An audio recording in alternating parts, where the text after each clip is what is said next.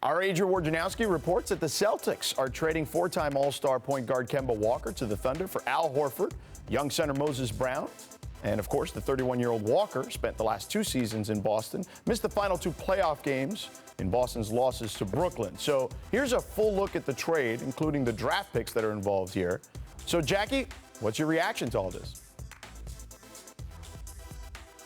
Well, I'm not super shocked. I think it was time for Kemba Walker to move on from Boston. It's a shame, really. I think everybody had such high hopes. If he hadn't been injured, I think he would have been the perfect antidote to Kyrie Irving leaving. He was so positive in the locker room. The young guys really liked and appreciated him, but he was never be able to fulfill his job there because he was injured all the time. If you're the Celtics, you move on from Walker, you get rid of some of that $73 million salary, and you take on Al Horford's salary, which is around $41 million, $53 million if it's fully guaranteed, which it may or may not be. And what that does is it gives you the opportunity to re-sign Evan Fournier. Now, they only got a quick look at Fournier because of COVID problems after they acquired him, but he's part of their future, and now you're able to afford him by shedding some of this salary. And don't sleep on Moses Brown.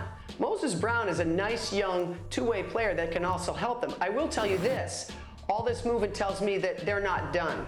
I wouldn't be surprised if they package one of the bigs and maybe even Marcus Smart, and to go out and get themselves an accomplished point guard. They need another point guard now on their roster. If I recall correctly, Moses Brown had a 2020 game against the Celtics this year. Yeah. And Brad Stevens, obviously, as the coach, did. saw that. So, Mark, do you believe this is a math game, or it is an equation or a chemistry experiment about what's happening on the floor? Or could it be both?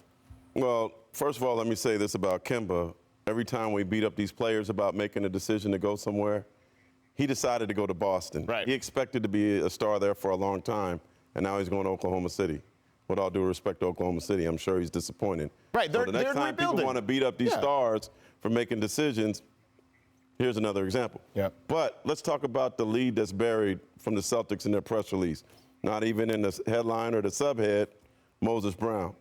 I'm really excited about this pick for him. He had 17 15-plus rebound games last season, most by any player 21 or younger.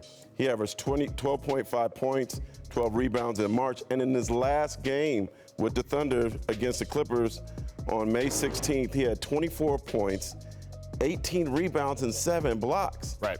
They got a cheap diamond in the rough, a center that they could probably groom and have for a long, long time. So I think that was a sneaky little addition to the Celtics trade. Jackie, let me ask you, does this mean, I know you mentioned that there could be more moves. You mentioned they may move some more bigs. Does this mean that Time Lord's time could be up in Boston? I wouldn't necessarily say that. There's also Tristan Thompson on the roster, Jorge. So I think he's more of a candidate. I don't think they're ready to give up on Robert Williams just yet. You know, we haven't even mentioned Horford in this deal.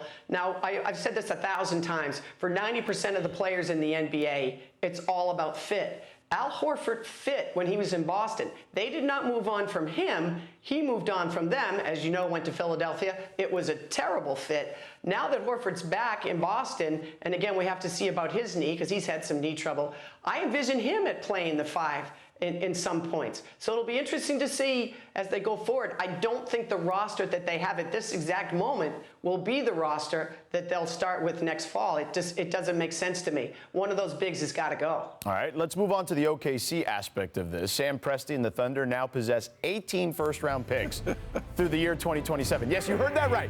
18, okay? They hit the reset, and they definitely hit the reset hard, okay? So, Mark, what is Presti going to do with all these assets? Man, I can't see Kemba playing there. No. So they're going to flip him too, probably soon. If I'm eventually. the Lakers, man, why not try to go after Kemba?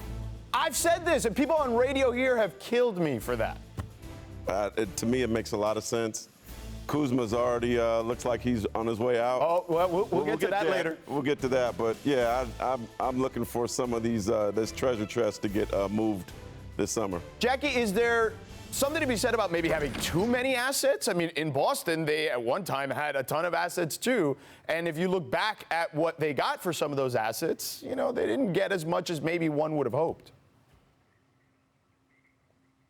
Well, and you know why that is because the assets change when they're this far out. For instance, remember at the time, the Celtics had a Memphis draft pick. Everybody thought that was going to be in the top 5. Yep. Not so fast. Memphis had a bunch of young players that made them much better than expected. But I'm sure Sam Presti's aware of that. I think Sam will be okay with his extra draft picks. He may control the entire draft, I feel like, one year. It'll just literally be OKC logos the entire way down. Thanks for watching ESPN on YouTube. For live streaming sports and premium content, subscribe to ESPN+.